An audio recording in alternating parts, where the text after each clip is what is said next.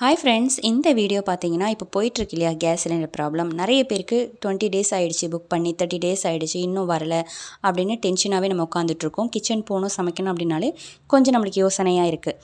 அதே சமயம் வந்து நமக்கு வந்து பார்த்திங்கன்னா எல்லாமே சமைக்கணும், எப்பவும் போல் எல்லாம் சமைக்கணும், குயிக்காகவும் சமைச்சிடணும். சேம் டைம்ஸ் வந்து நம்ம கேஸையும் வந்து நம்ம சேவ் பண்ணிக்கணும். அப்படின்னா இந்த மாதிரி ஒரு டிப்ஸ் வந்து எல்லாருக்குமே ரொம்ப யூஸ்ஃபுல்லாக இருக்கும்.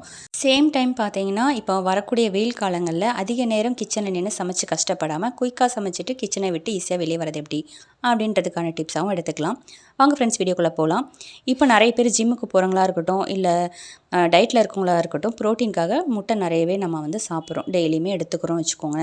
இந்த மாதிரி நம்ம வந்துட்டு ஒரு 5 முட்டையை வேக வைக்கிறோம் அப்படின்னா கண்டிப்பாக ஒரு 20-25 மினிட்ஸ் ஆகும். இப்போ வந்து நம்ம குக்கரில் இந்த மாதிரி தேவையான அளவு முட்டைக்கு தேவையான அளவு தண்ணி சேர்த்துட்டு அடுப்பை வந்து நான் மீடியம் ஃப்ளேமில் வச்சுட்டேன். ஒரு 10 நிமிஷம் கழித்து நான் ஸ்டவ் ஆஃப் பண்ணிவிட்டு பார்க்குறேன். பாருங்கள், நல்லா வெந்திருக்கு. அப்படி இல்லைன்னா குக்கரில் இந்த மாதிரி மீடியம் ஃப்ளேமில் 2 விசில் விட்டு வேக வச்சு எடுத்துட்டோம்னாலும் அவிச்ச முட்டை ரெடி ஆகிடும். இந்த மாதிரி செய்கிறது மூலமாக நம்மளுக்கு ஒரு 10லேருந்து 15 நிமிஷம் வரலும் கேஸ் வந்து நம்மளுக்கு சேவ் ஆகும். ஸோ இந்த மாதிரி டிப்ஸை ஃபாலோ பண்ணுங்கள். நெக்ஸ்ட் என்னென்னு பார்த்தீங்கன்னா, இப்போது சிக்கன் கிரேவியாக இருக்கட்டும், சிக்கன் குழம்பா இருக்கட்டும், எதுவுமே வந்து பார்த்திங்கன்னா நம்மளுக்கு ஒரு 1/2 hour டைம் எடுக்கும் நம்ம செய்கிறதுக்கு. இப்போ வந்து பார்த்திங்கன்னா குயிக்காக செஞ்சிடலாம். எப்படி செய்யலான்னு பார்க்கலாம். சிக்கனை வந்து வாஷ் பண்ணிவிட்டு இதுக்கு வந்து தேவையான அளவு உப்பு, மசாலா எல்லாமே நான் வந்து அது கூடவே சேர்த்துக்கிறேன். அதுக்கப்புறம் வெங்காயம், தக்காளி, அதுக்கப்புறமா கொஞ்சமாக முருங்கைக்காவும் உருளைக்கிழங்கும் சேர்த்து நல்லா மிக்ஸ் பண்ணிக்கலாம். முருங்கைக்காய் வந்து சிக்கனுக்கு சேர்க்கறதுனால நல்ல வாசமாக டேஸ்ட்டு கொடுக்கும். ஸோ எல்லாத்தையும் சேர்த்து இந்த மாதிரி மிக்ஸ் பண்ணிக்கோங்க. குழம்பு மிளகாத்தூள் சேர்த்துருக்கேன் தேவையான அளவு. ஸோ அந்த மாதிரி சேர்த்து நல்லா மிக்ஸ் பண்ணிவிட்டு எப்போதும் போல் தாளிச்சிக்கலாம். நம்ம வெங்காயம், இஞ்சி, பூண்டு, கருவேப்பிலை எல்லாம் போட்டு தாளிச்சிட்டு நம்ம மிக்ஸ் பண்ணி ரெடி பண்ணி வச்சுருக்கோம் இல்லையா சிக்கன், அதையும் சேர்த்து நல்லா மிக்ஸ் பண்ணிக்கலாம்.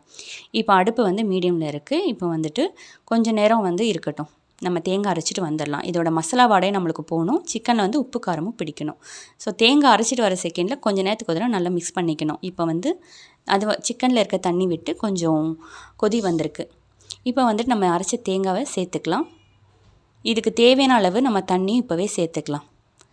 சேர்த்துட்டு மிக்ஸ் பண்ணிவிட்டு ஒரு கொதி வந்தோடனே நம்ம வந்து மூடி போட்டு விசில் போட்டுடலாம். அதே மீடியம் ஃப்ளேமில் ஒரு விசில் வந்தோடனே நம்ம ஸ்டவ் ஆஃப் பண்ணிட்டோம் அப்படின்னா சிக்கன் குழம்பு சூப்பராக ரெடி ஆகிடுச்சு பாருங்கள். எல்லாத்தையும் ரெடி பண்ணிவிட்டு வந்தோம் அப்படின்னா ஒரு 1/4 மணி நேரத்தில் நமக்கு சிக்கன் குழம்பு ரெடி ஆகிடுச்சு பாருங்கள். ஸோ இந்த மாதிரி கண்டிப்பாக ட்ரை பண்ணி பாருங்கள். ரொம்பவே ஈஸியாக கொஞ்சம் நேரத்துலேயே நம்ம வந்துட்டு சமைச்சிடலாம். கேஸும் சேவ் ஆகும், நம்மளுக்கு கிச்சனில் ரொம்ப நேரம் நின்று கஷ்டப்படவும் தேவையில்லை. இங்கே பாருங்கள், சிக்கன் நல்லா வெந்து வந்திருக்கு. ஸோ இந்த மாதிரி ட்ரை பண்ணி பாருங்கள். நெக்ஸ்ட் டிப் பார்க்கலாம். சாப்பாடு குக்கர் சாப்பாடு சாப்பிட்றவங்களும் இருக்காங்க, வடித்து சாப்பிட்றவங்களும் இருக்காங்க. வடித்து சாப்பிட்றவங்களுக்கு குக்கர் சாப்பாடு வந்து பிடிக்காது. குக்கரில் செஞ்சு சாப்பிட்றவங்களுக்கு வந்து வடித்த சாப்பாடு வந்து பிடிக்காது. பட் எது ஹெல்த்தி பார்த்திங்கன்னா வடிக்கிற சாப்பாடு தான் நம்மளுக்கு ஹெல்த்தி. ஸோ இப்போ இந்த மாதிரி ஒரு கேஸ் சிலிண்டர் ப்ராப்ளத்தில் வந்து நான் வந்து குக்கரில் தான் சமைக்க போகிறேன். இப்போது ரைஸ் வந்து வைக்க போகிறேன். நிறைய பேருக்கு குக்கரில் ரைஸ் வந்து வைக்கிறது வந்து தெரியாமல் இருக்கும், ஒரு தயக்கம் இருக்கும், குழஞ்சிடுமோ அடி பிடிச்சிருமோன்னு சொல்லிட்டு. ஸோ அவங்களுக்கான இந்த டிப்பு தான் இது. நான் வந்து புழுங்கல் அரிசி 1 கிளாஸ் எடுத்திருக்கேன்.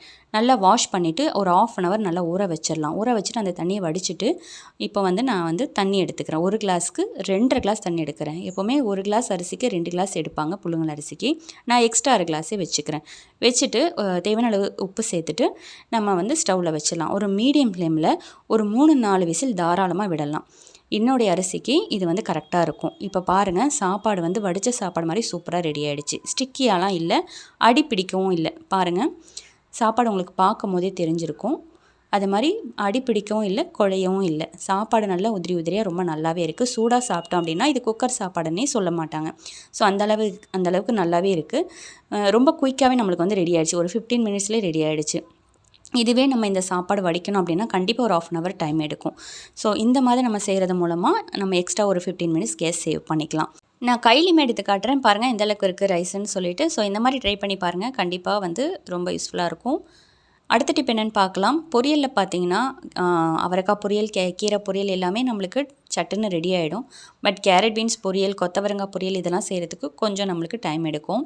இப்போ நான் வந்து இந்த மாதிரி சில்வர் கடாய் எடுத்துக்கிறேன். சில்வர் கடாயில் வந்து இந்த டைமில் வந்து இந்த கேஸ் ப்ராப்ளம் வந்து நம்ம சில்வர் கடாயில் வந்து சமைக்கிறது, பொரியலாக இருக்கட்டும், குழம்பாக இருக்கட்டும் செய்கிறது வந்து நல்லது.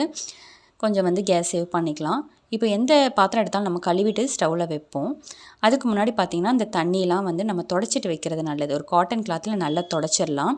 ஏன்னா அந்த தண்ணியெலாம் வந்து உறிஞ்சி அதுக்கப்புறம் பாத்திரம் ஹீட் ஆகிறதுக்கு கொஞ்சம் டைம் எடுக்கும். இப்படி தொடச்சிட்டு வைக்கிறதுனால நம்மளுக்கு வந்து பார்த்திங்கன்னா டக்குன்னு பாத்திரம் ஹீட் ஆகிடும். இப்போ தோசைக்கல்லே நம்ம கழுவி வைக்கிறோம் அப்படின்னா இந்த ஹீட்லாம் போய் தோசைக்கல் சூடாகிறதுக்கு கொஞ்சம் டைம் எடுக்கும். ஸோ அதனால் இந்த மாதிரி நல்லா சுத்தமான காட்டன் கிளாத்தில் லைட்டாக தொடச்சி விட்டிங்கன்னா போதும். பாத்திரம் டக்குன்னு வந்து நம்மளுக்கு ஹீட் ஆகிடும். நம்ம வேலையும் டக்குன்னு ஆகும், கேஸும் நம்ம சேவ் பண்ணிக்கலாம். ஸோ இந்த டிப்பை மெயினாக ஃபாலோ பண்ணிக்கோங்க எல்லோரும். இப்போ பார்த்திங்கன்னா நான் வந்து எப்போதும் போல் பொரியல் தாளிக்கிற மாதிரி தாளிச்சிடுறேன். கடுகு, கருவேப்பிலை, வெங்காயம் எல்லாம் சேர்த்துட்டு வெங்காயம் லைட்டாக வெந்து வரும்போது நம்ம கட் பண்ணி வச்சுருக்க கேரட் பீன்ஸை சேர்த்துக்கணும். இப்போ சில்வர் பாத்திரன்றனால நம்ம சமைக்கிறதுக்கு கொஞ்சம் பயமாக இருக்கும், டக்குன்னு கரிஞ்சிருமோ அப்படின்ட்டு. ஸோ சிம்மில் வச்சுட்டு பக்கத்தில் நின்று சமைச்சோம் அப்படின்னா அதெல்லாம் அவாய்ட் பண்ணிக்கலாம். இப்போ வந்து பார்த்திங்கன்னா தேவையான அளவு உப்பு, கொஞ்சம் மிளகாத்தூள், சீரகத்தூள் சேர்த்துக்கிறேன்.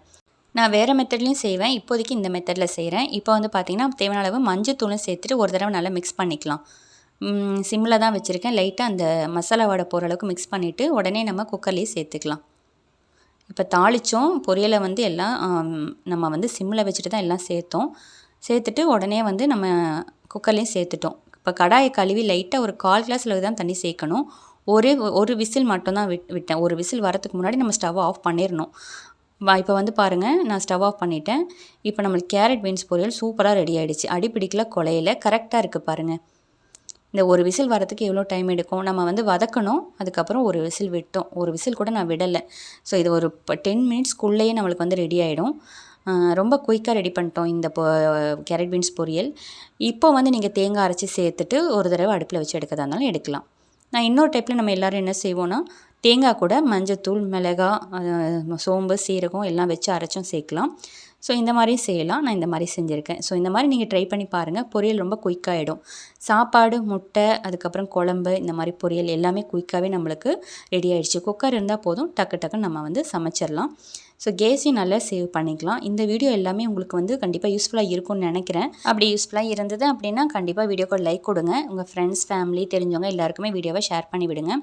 இந்த மாதிரி டிப்ஸ்க்காக நம்ம சேனலை மறக்காமல் சப்ஸ்கிரைப் பண்ணி வச்சுக்கோங்க. தேங்க்ஸ் ஃபார் வாட்சிங்.